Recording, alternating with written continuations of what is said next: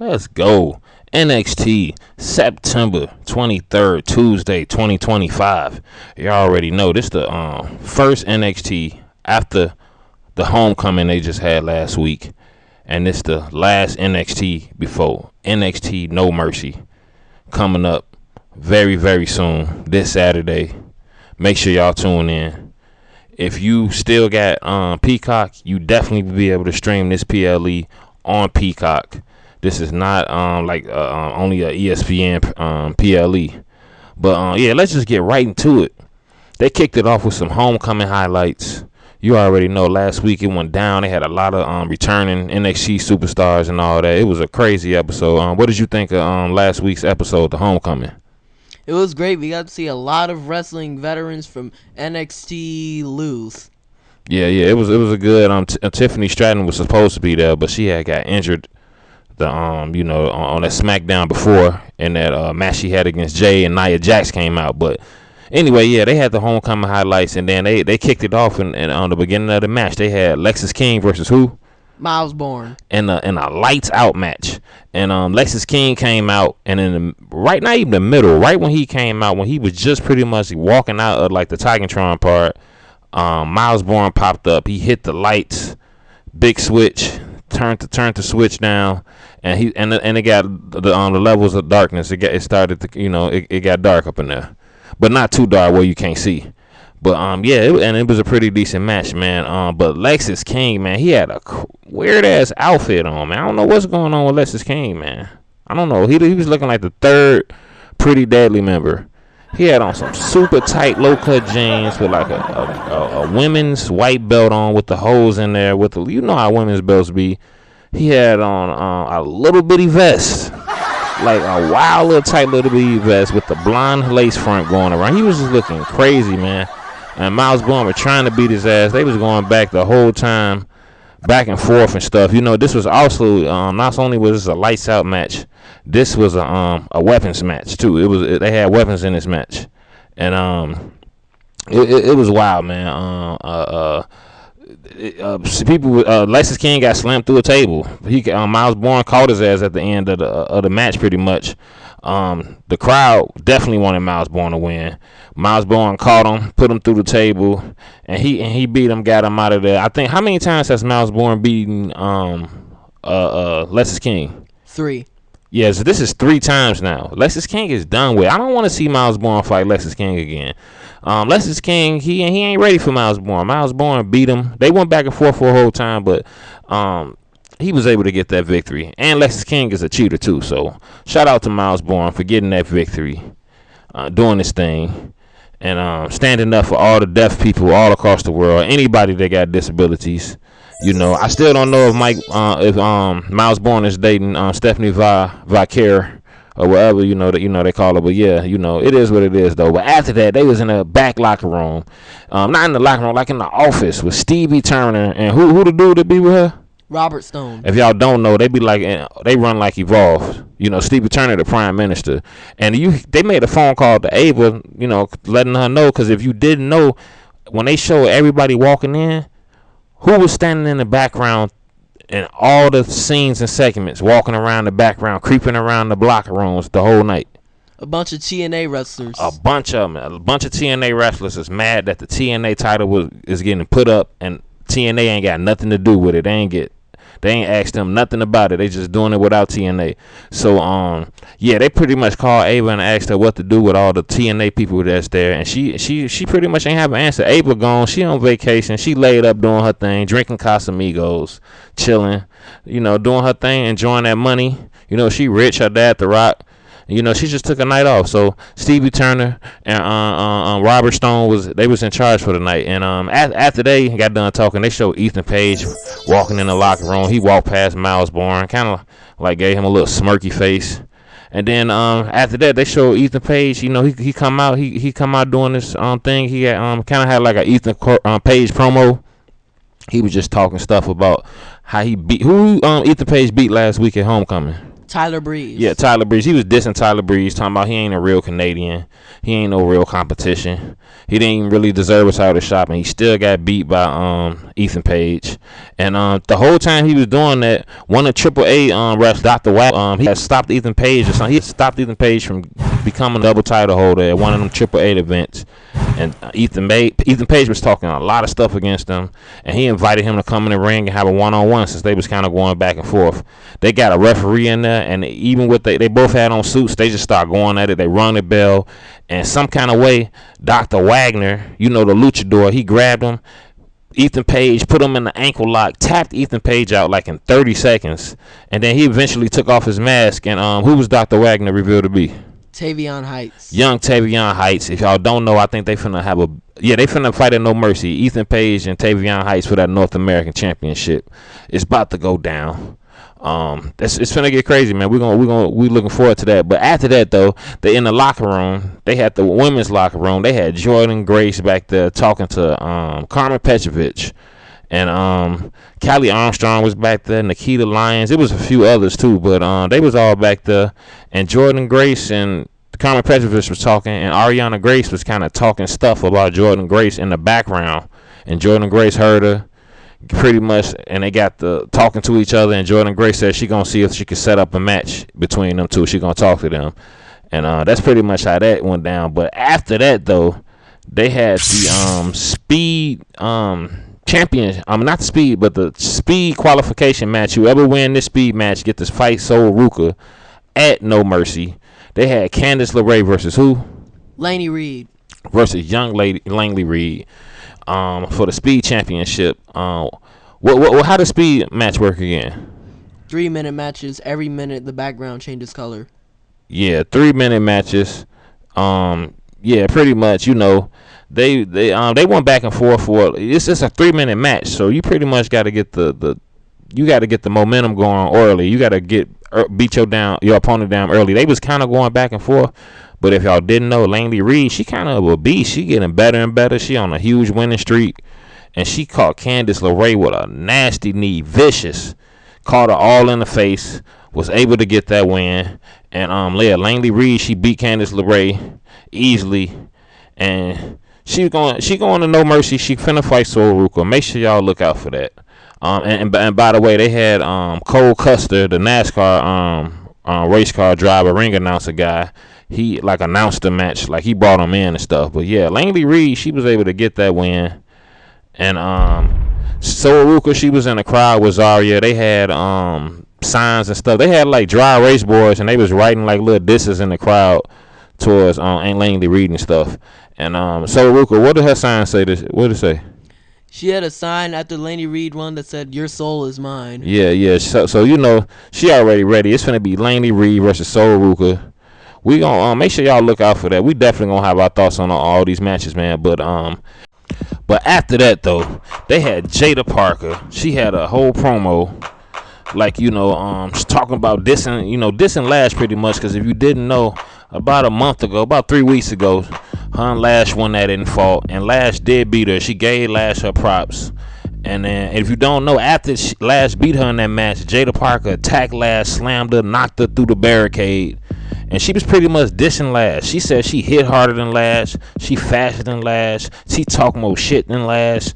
She said that she looked better than Lash. She said she's just all around just better than Lash. It's pretty much just dissing, just lashing, man. What you think about that, man? Well, I don't think any of the stuff she said was true. I honestly don't think she looked better than Lash, but they both still fine. Yeah, that's 100% facts, man. I like both of them. I definitely like Lash Legend more, though. And Lash Legend was not in this episode of NXT tonight. Again, Lash Legend ain't been on an episode in almost a month, it feel like. But after that, though, they had Lyra Vicaria in the back talking to Tatum Paxley. What's been going on with Lyra? What just happened to Lyra Vicaria recently? She got pushed by Bayley and stuff. Bayley's out of control. Yeah, she thought she found a friend in Bayley. Bayley was Lyra Vicaria pretty much, she having a hard time with people being friends and being loyal to her. They all turn their backs on her at the end.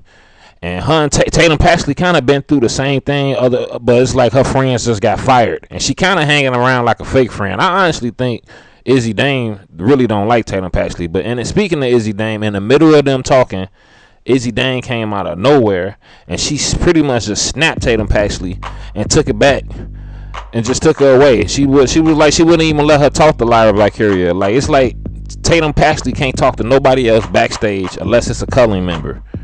But after that though, they had Jordan Grace versus Ariana Grace. Yeah, I didn't even recognize that. Jordan Grace versus Ariana Grace. We got Grace versus Grace right here. This match was graceful. It was very graceful, and that's only because Ariana Grace. Y'all already know she's fine all down the board. I'm proud of Stacks. Stacks got a dime on his hands. Ariana Grace looked good from head to toe, but her looks is nothing to get her over in a match against Jordan Grace, man. Jordan Grace beat her ass, man. Ariana Grace tried to land a couple of moves, and she did land a couple of little moves, but once Jordan Grace started going, she beat her ass easily. And after she got done beating her, because Jordan Grace got the win, of course, over Ariana Grace. She was standing there tall, music playing and all that. And out of nowhere, man, who came out? Blake Monroe. Young Blake Monroe. She came out with a trash can with a kendo stick in it. It's like spray painted pink, Blake Monroe style. She came out, and Jordan Grace had grabbed a chair, and they started going at it, all out brawl, weapon for weapon, chair for kendo stick, all of that.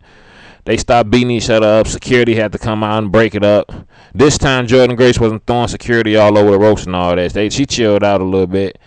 You know, Ava had to talk to her about that. But in the middle of that big brawl between Blake Monroe and Stevie Turner, I mean Blake Monroe and Jordan Grace, Stevie Turner came out with what's the dude that she be with again? Robert Stone. And what did she announce? She said that it was going to be at No Mercy, Jordan Grace versus Blake Monroe in a weapons match. Well, man, I think that's going to be great. And she said that. And then after she said that, what did Robert Stone do? He changed it up a little bit. So at No Mercy, it'll be Jordan Grace versus Blake Monroe in a weaponized steel cage match. Y'all know how happy I am to hear that. We finally getting some different variety when it comes to these matches, man. I honestly think Ava probably would have had them in a blindfolded lights out match. That's what Ava would have did. Ava been slipping recently, man. She ain't been really booking them good matches, but No Mercy, man. We finna have a classic, man. We finna have Blake Monroe versus Jordan Grace in a weaponized. I ain't never heard that term of vocabulary used in a wrestling match, but a weaponized cage match. It's finna go down. Make sure y'all stay tuned for that. It's finna get super wild. But after that though, we got Chase U in the back. You know, they've been getting their ass beat ever since Andre Chase came back. It's been getting wild. They horrible. They trash. They sitting in the back in the NASCAR. Two NASCAR racing guys. I think one of them was the Cole Custer dude, and they was trying to give him motivation. And who came and broke up all of that when they was talking in the back? Dark State. Young Dark State. Y'all already know the tag team champions. Who Dark State consists of? Cutler James, Saquon Sugars, Osiris Griffin, and Deion Lennox. Yeah, and they the champions too, tag team champions. And they came talking stuff to them to Chase U. As they should. They the champions, and they've been wreaking havoc all throughout the NXT locker room. And the Chase U dude and the NASCAR people, they was kind of like, don't say his name and all that. They was about to say his name. Sugar stopped them from saying their name. Some kind of way, the man name was said, man, and who popped up out of nowhere in a damn NASCAR outfit? Joe Hendry. Out of nowhere, and every time they do this, they put Joe Hendry. It's like a little weird slow motion thing they do when he pop up. But yeah, Joe Hendry, man, y'all already know he back. He doing this thing.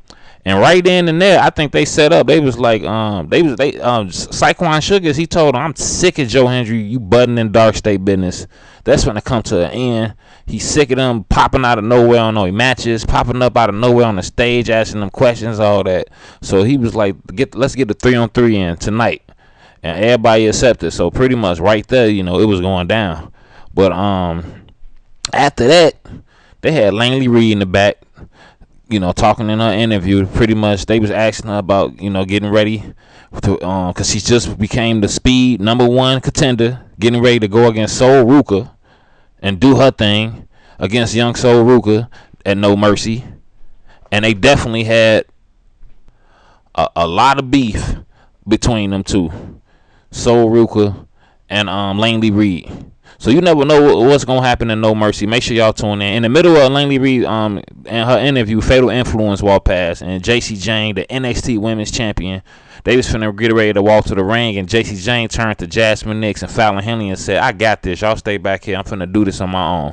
And after that, JC Jane, she came out and she was talking big stuff, dissing everybody and all the naysayers and people who had something to say, talking about she the most beatable champion, how she weak, she the third wheel, she a transitional champion. People talking about all this stuff about her. She aired it all out and pretty much said everybody hating on her and they mad at her, but she's still on top. She done had the title for like over 100 days. She was just talking big stuff, man, and talking about how she don't know how she gonna do it, but she gonna win at No Mercy. Young JC Jane, talking big stuff. She used to be a double title holder. She used to be 2-belt JC Jane, two different companies doing her thing, man. But she was talking big stuff, and then who came out and kind of interrupted her? The beautiful Lola Vice. Young Lola Vice. She came back. The crowd loved to see Lola Vice. And JC Jane, she pretty much said all Lola Vice do is shake her ass, man.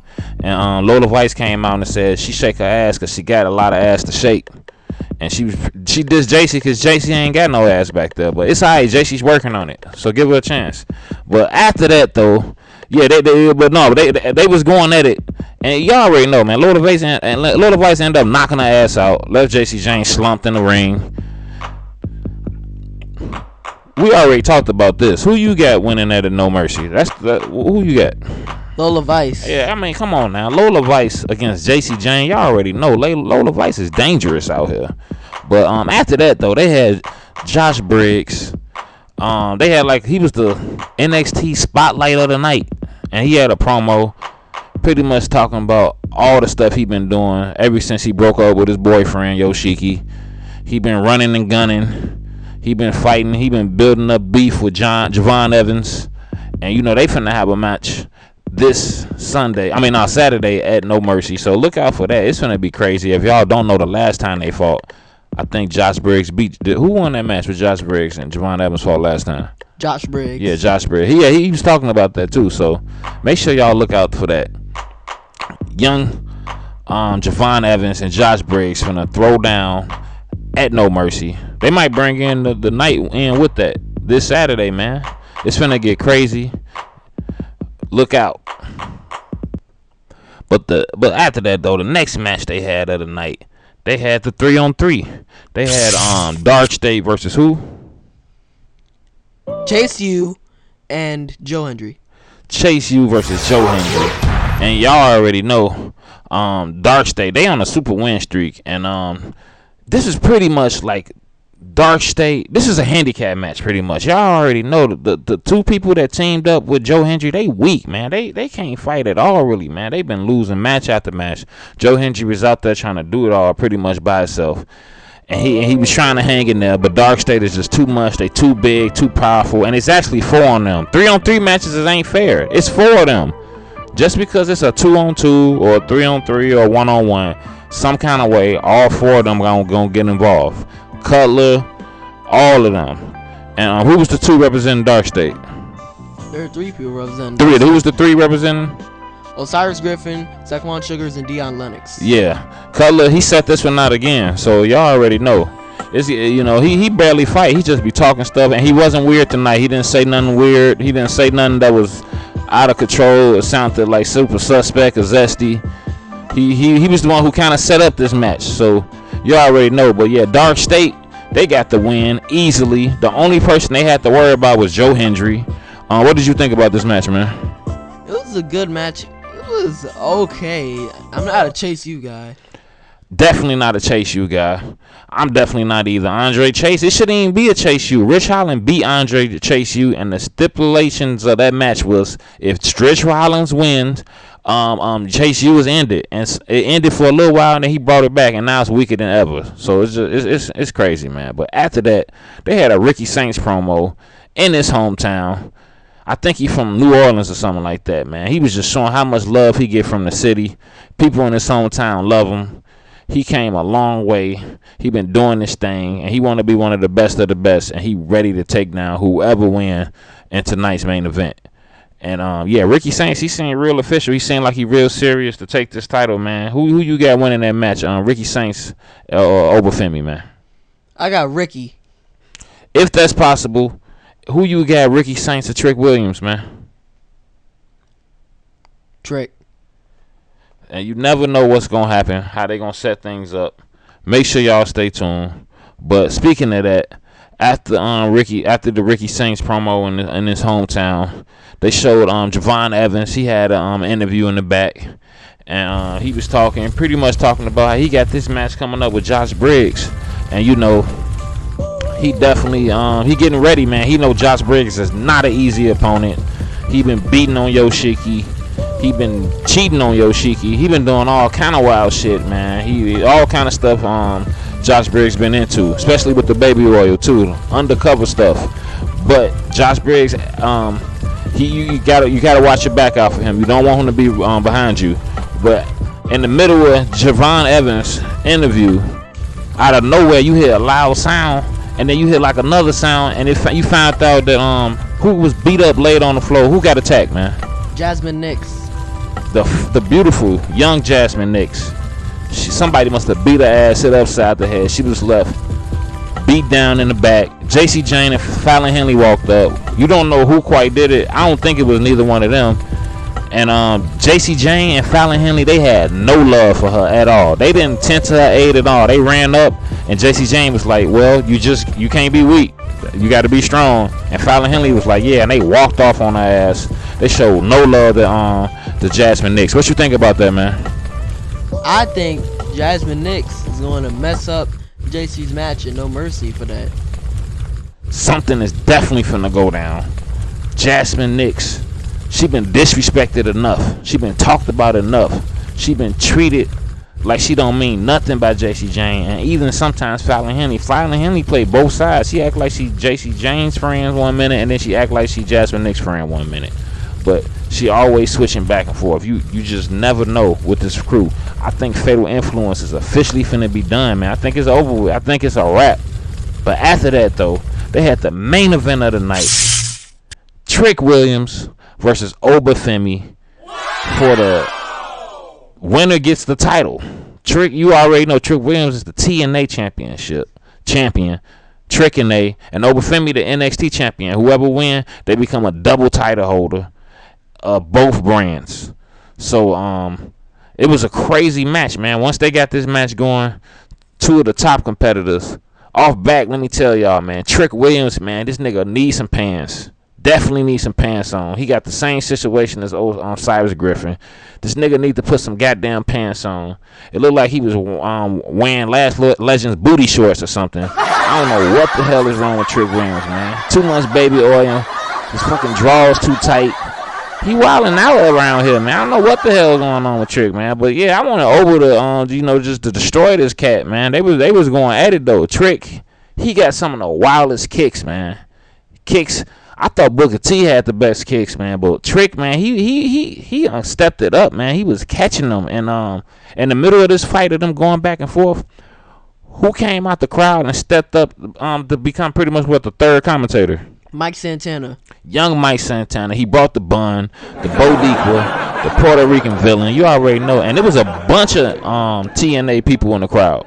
Every TNA star, you seen them at NXT tonight. All the interviews, all the promos they had, and the matches. Like you seen people walking in the back locker room.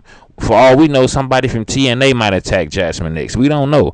But in the middle of this match, Mike Santana, he was doing commentary. Trick kind of noticed that. They kind of looked eye to eye, but Trick got back to his match. Him and Oba was going back and forth. Oba had caught Trick Williams with like the signature. With his signature, he tried to go for a fall of grace. Trick Williams reversed it, caught him with a trick shot. Oba kicked out. They was going back and forth. It was a great match. Trick got the upper hand on Obafemi though. End up being outside the ring and stepping face to face with Mike Santana. And what happened at that point, man? They just started brawling. No, but before he started brawling, Trick Williams, he bitch slapped Mike Santana, made his bun come loose, and this big brawl started coming. Trick slid back in the ring, and then all you seen was all the TNA people that was in the crowd flood the ring. And then NXT fighters started coming out the back, and it was a huge brawl, man and women. I seen Kalani out there. You seen women from the NXT locker room, women from TNA. The man was brawling. It was ruled no contest. Once Trick and Mike Santana started fighting, they immediately rang the bell. Nobody became the champion, but it was a huge brawl. TNA versus NXT. I've been waiting to see this. I like the invasion angle. Who gonna win? Who got the better brand? Who got the better superstars? I think they need to do a combined pay-per-view or your PLE, whatever y'all want to call it, where we get like NXT versus TNA, like the invasion back in the day. Put the belts on the line and everything, man, with the women, all of that. What did you think about this match between Trick Williams and Obafemi? It was going great. It was an extremely good match until that dumb blockhead Bohica messed it up. He messed it up, man. We was finna get a new double champion. A champion in two different companies, man. And it's finna be crazy. I wanted Oba to win, but yeah, the bun, blockhead, the Bodiqua dude, he messed it up. You know. But a brawl broke loose. I think it's finna go down. And I think it's finna be like a big brawl like this. And no mercy. You never know what's finna happen, man. It's been going down. But overall, though, I think this was a great episode, a good follow-up episode to have coming off of Homecoming, and a good episode leading into No Mercy. We saw a lot of stuff tonight. We got to see all the TNA and all the NXT people brawl. How often do you see a huge brawl where men and women going at it in the ring, outside the ring, just going down? The crowd was going crazy. If you bought a ticket and was in attendance that night, you definitely had a good time. Seeing all them different superstars, all them brawls break out, it went crazy, man. What did you think of this tonight's episode? It was a great episode. Could have had Lash though. Yeah, no Lash Legend. You barely seen Kalani. Jada Parker, she had a quick little promo, but you know it could have been no matches or nothing. So it is what it is, though, man. But other than that, it was a great episode. Make sure y'all look out for No Mercy. We fresh off of WrestlePalooza, and we got a lot of big pay-per-views coming up. I think the next big WWE pay-per-view after No Mercy that's coming up is Crown Jewel, and they're gonna be in Perth. So make sure y'all look it out and stay tuned. Message of the day, man. We talking about some more LA Knight. This man flies a LA kite. Any question you ask him, he'll get it LA right, and you can't sit in the dark room with him. He'll make it LA bright.